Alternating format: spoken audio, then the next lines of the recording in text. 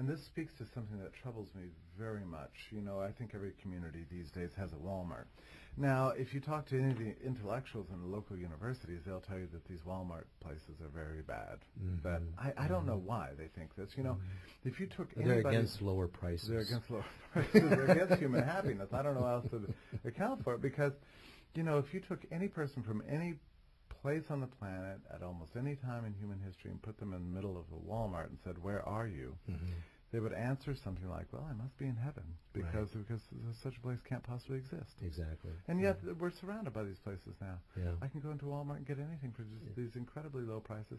So when I walk into a Walmart or any commercial center, I say, "Look at all these people. Look at these happy people getting what they want." And when typical intellectuals look at that, they say, "Look at all the exploitation taking place." You know, to me, it's an illustration of the blindness of ideology that people can't see. They can't see that this is happiness being created here, not exploitation, for goodness sake. I'm going to interrupt you, but I want to reiterate a story that regular listeners have heard me tell before, and of course, anyone who's had the pleasure of listening to Dr. Yuri Maltsev on our show, the several times he's been on, he loves to tell this story, that the KGB, when they would graduate new agents, they would take them over to Finland, because number one, Finland had a non-extradition policy, or a extradition policy back to the USSR, and so there was no worry about them losing these agents. But they'd always be accompanied by two seasoned KGB agents who would, with one on each arm, walk them into a grocery store. And why one on each arm? Because the reaction of these new KGB agents would be to either faint or to run, because they couldn't believe the opulence that was just across the border there. And so this miracle of choices that we live in is just this expression of this human cooperation that we are so blessed to be. We are so blessed, and it's good to know this. It's good to know that we're blessed, and we need to be intellectually conscious of it in order to fully appreciate it, because there's something strange about the human condition, isn't there, that no matter how wealthy we get, no matter how many blessings we're given, we're still dissatisfied. And I'm not suggesting that we should be fully satisfied, but I do think we need to have a greater appreciation for what the market has given us, and that we should protect this, defend it, intellectually speaking, and defend it with every ounce of our being, because it's the core of civilization, and it's what keeps our children well. It's what gives them a bright future. It's what makes possible all the things we love. That's what the market does. It makes possible all the things we love. I wanted to, you know, I know people are hearing this kind of rubbing up against spiritual values, that the kind of terminology that we are using related to the market and cooperation and so on. But we're not the first to actually bring this out. There's a quote that I'm going to ask you to read from your own article, from a 16th century Spanish theologian. I'm going to completely screw up his name, Bartolomé de Albornoz, and he was known mostly for his opposition to slavery. And so I have it circled there, if you wouldn't mind. It's always a pleasure to read a late scholastic. Now, this would have been very early, 16th century Spanish theologian. He says, "Buying and selling is the nerve of human life that sustains the universe. By means of buying and selling, the world is united, joining distant lands and nations, people of different languages, laws, and ways of life.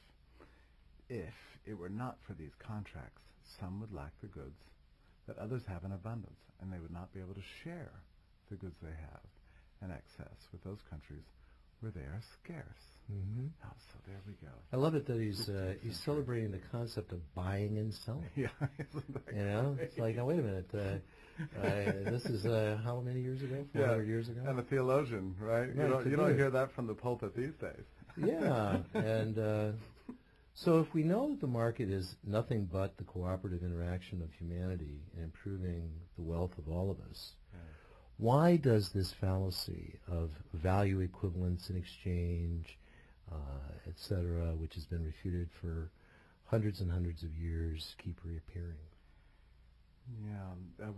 Michael, that is the great mystery, and I think it has something to do with the lack of economic understanding. We are not learning economics anymore. It's not taught properly in high schools anymore. We're surrounded by propaganda against capitalism, propaganda against the market, and so I think. The other thing about economics is I asked Tom Woods this question one time, why is it that people have such a difficult time with the subject? He said it's because it takes 2 stages of thinking. It takes 2 steps of logic. And most people these days stop after the first one.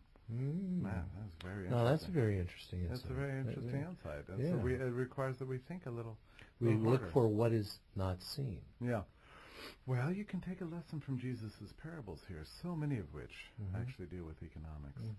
And he would tell a parable always on 2 levels. He would state the facts, then he would use the facts to illustrate some grander point about ideas and about spirituality and about salvation. But Jesus himself said, in describing his parables, that those with ears to hear can hear them, and those with eyes to see can see it. But if you don't have those ears, you don't have those eyes, you won't get the point. You won't get the point.